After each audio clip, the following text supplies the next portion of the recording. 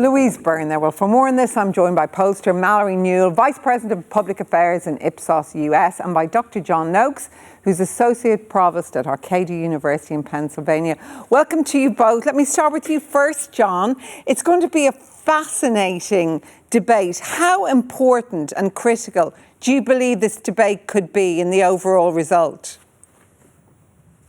Well, I don't want to sound silly, but it could be completely non-consequential, and it could be everything. So if they both stick to their script and do what they want, it probably won't move the needle at all. If one of them messes up significantly, I think it could be over for them.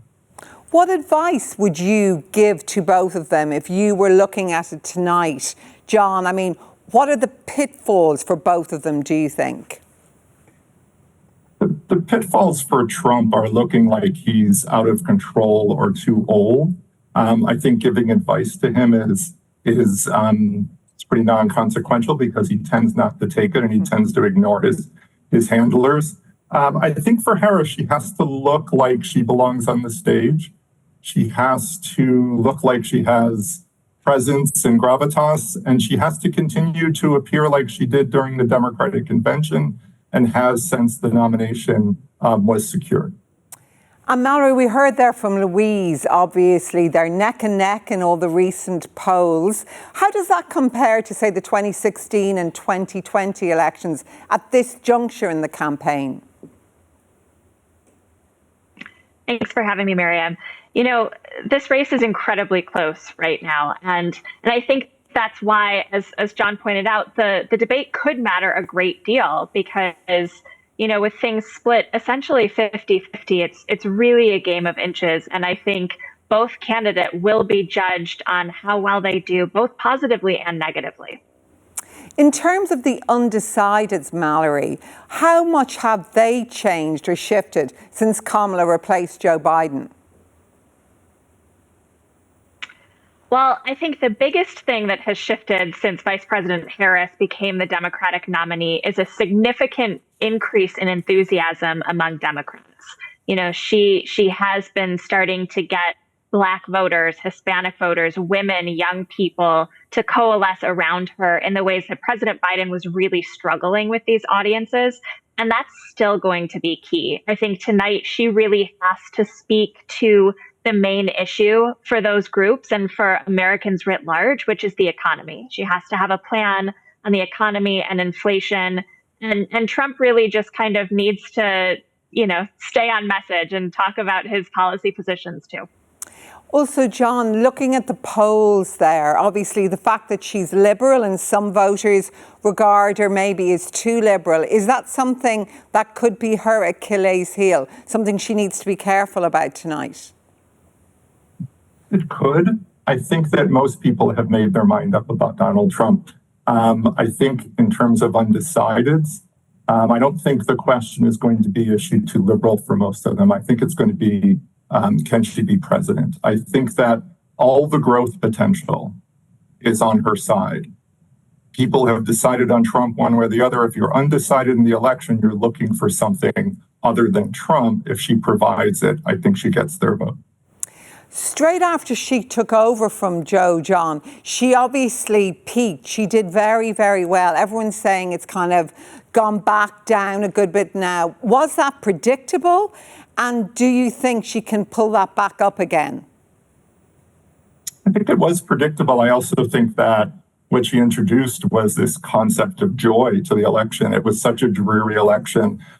People on the Democratic side were going to vote for Biden, but they weren't very enthusiastic about it. I think that she has introduced this idea of joy, of this could be something important, that change from this old politics could happen. I think that all the room for growth is on her side. All the trend lines in the polls are moving towards Harris. There's polls released almost every day in the United States, and if you follow each one, you feel like a sort of a ping pong ball going back and forth between up and down. But when you look at the trend lines, they're all on Harris's side. In terms, Mallory, of the technicalities of the debate, the muted mics, who's that going to benefit tonight, do you think, most? That's a great question. I think Harris's campaign was the one calling for Mike's to stay on, probably in hopes of catching Trump saying something kind of going off script, as he's known to do. So I think potentially her campaign, wanted that, and but this is what they've agreed to. They've actually agreed to a debate, which in and of itself is important.